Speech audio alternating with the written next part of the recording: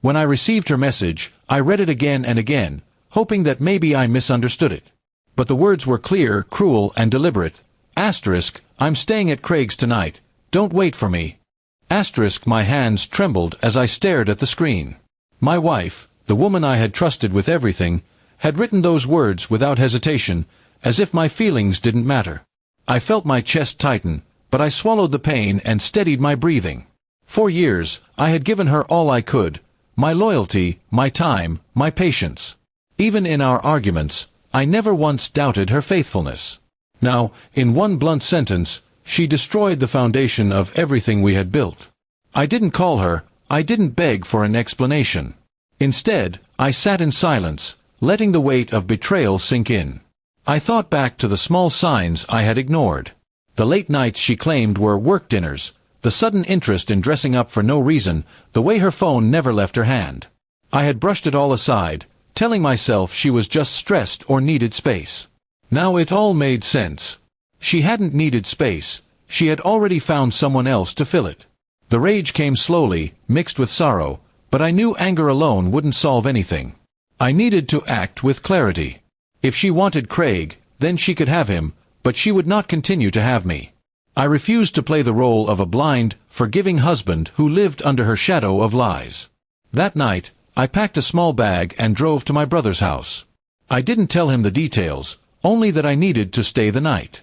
He didn't ask questions, he just gave me a place to rest. As I lay awake, staring at the ceiling, I made my decision. Tomorrow I would confront her, not with shouting or pleading, but with something far stronger, finality. The next morning, I returned home. She wasn't back yet. Her side of the bed was untouched, confirming what I already knew. I opened the wardrobe, carefully gathering her belongings into boxes. Each dress, each piece of jewelry, each reminder of our years together felt like a knife to the chest, but I kept moving. If she could so easily throw me away, then I could let go of her, too. By afternoon, she walked through the door. Her smile faded when she saw the boxes stacked neatly by the couch.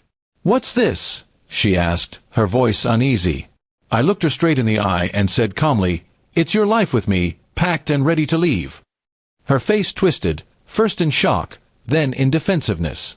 She tried to explain, to twist her message into something harmless, but I cut her off. "Don't insult me with lies. You told me where you were last night, and I believe you. That's enough." I could see the panic in her eyes, but it didn't move me anymore. She pleaded, saying it was a mistake, that she didn't mean for it to go this far. But the damage was already carved too deep. Trust, once broken, doesn't heal with words. I told her plainly, "Our marriage ends here. I'll file for divorce tomorrow." Her tears didn't shake me. For the first time in years, I felt a strange sense of control. Painful, yes, but clear. I no longer carried the weight of uncertainty, no longer lived in the shadow of doubt. She had chosen her path, and I had chosen mine. That evening, I handed her the papers I had already prepared with the lawyer's help. She looked at me as if hoping I would hesitate, but I didn't. "Sign them," I said firmly. After a long silence, she finally did. The sound of the pen scratching against the paper felt like a final nail sealing the coffin of our relationship. When she left with her boxes, the house felt both empty and peaceful. There was no laughter, no noise, no signs of her presence anymore, but there was also no more betrayal. Just silence and freedom. It wasn't easy. I grieved for the years I had lost, the love I thought was real. But in that grief, I also found strength.